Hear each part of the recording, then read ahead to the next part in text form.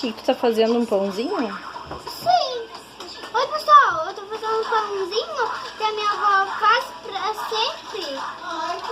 A avó faz sempre esse pãozinho pra ti? É? Aí agora tu tá fazendo. Não, meu pãozinho pequeno.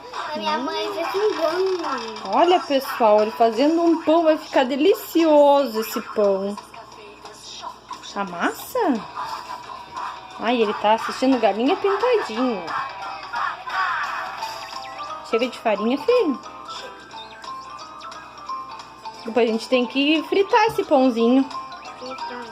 É, a gente tem que fritar depois esse pãozinho. Vai ficar delicioso.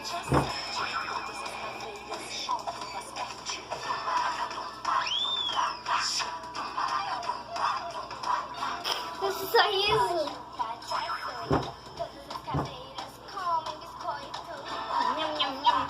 Vai ficar tão gostoso esse pãozinho. Depois a gente vai fritar ele.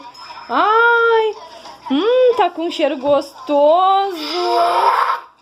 O que é que tu botou no teu pãozinho? Farinha. Olha aqui. Ah, é mesmo, tá certo, farinha. Pra não ficar grudento. Ah, é verdade.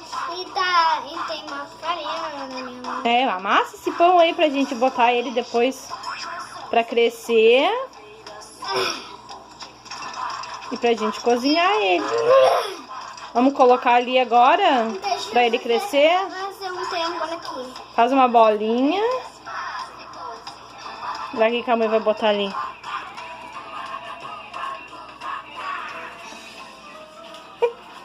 Vamos botar crescer o pãozinho dele. Aí.